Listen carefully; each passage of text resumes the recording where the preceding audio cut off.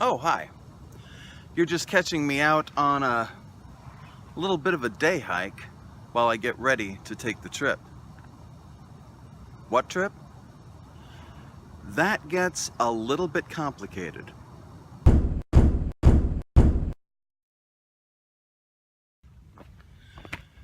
I suppose I should probably explain that title, huh?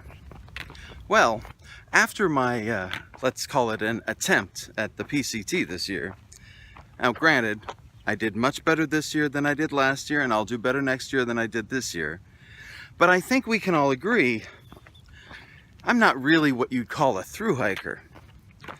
Unless you wanted to call me the world's worst thru hiker. That I'd accept. But I still feel like I missed a whole lot of the PCT because, let's face it, I missed a whole lot of the PCT.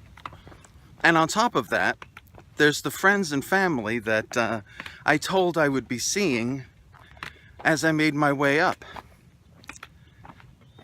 But who I didn't see, because I really didn't. And I really wanted to get a chance to see them. My brother Richard, for instance, I haven't seen in years. So, you have unbroken promises on my part, unmet potential on my part, and something on someone's part. And during the summer, after I injured my foot on a day hike, I got to thinking, how could I see more of the PCT and get a chance to visit my friends and family? If not all of them, at least a couple of them. And that's when I came upon the idea. So, a long time ago, like really long ago, like back in the 90s, all the way up until 15 years ago, I would drive up to Washington State from my home in Southern California. Bellevue, Redmond, Issaquah. I'd go up there about every other year or so, sometimes more, to visit the side of my family that lived there. My dad, my stepmom Blanche, and my brothers, Dwight and Richard. I wasn't looking to enjoy the ride. In fact, I'd take it just as fast as I could, up the 5 freeway and down again, and up again and down again, up and down and up and down, and it really grew tedious. Backpacking all that way was always a long shot, and when I returned from the Pacific Crest Trail, I knew I still wanted to visit my friends and family along the trail. For that matter, I wanted to see more of the trail. But how to do it? Why not drive the PCT? Instead of just driving up and down the 5, I decided instead to follow the PCT as much as possible, hiking along it in sections here and there, while also connecting with my brother Richard and my friend Kelly. I mapped it all out, arranged for my accommodations, rented a car, and I was ready to go. I certainly don't need more reminders of just how old I am. But when I understood that this would be, most likely, my last road trip, yeah, pretty damn old. Now you may be asking yourself if I have any misgivings about this trip, considering what my history with backpacking has been like. Well, of course I have misgivings. I wouldn't be Ken LaSalle if I didn't have misgivings. And unfortunately, I am. So, what are they? 3 that I can think of right off the top of my head.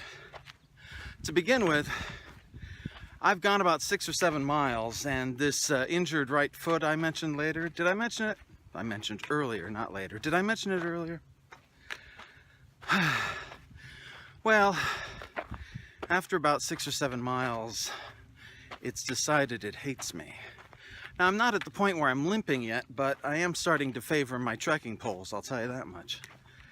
So my backpacking with a bad foot is probably not going to be much better than my backpacking with a good foot.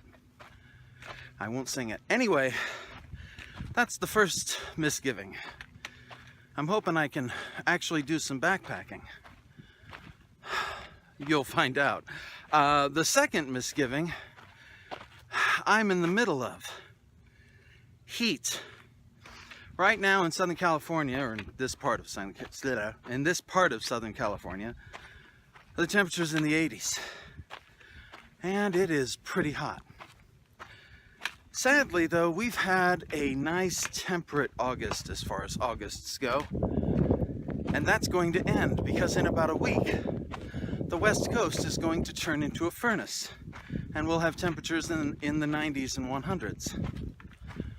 So, I sincerely hope that wherever I decide to go backpacking, it's cool. But I doubt it. Sadly, though, I can't go back. My bags are packed, figuratively speaking, by which I mean my reservations have all been made.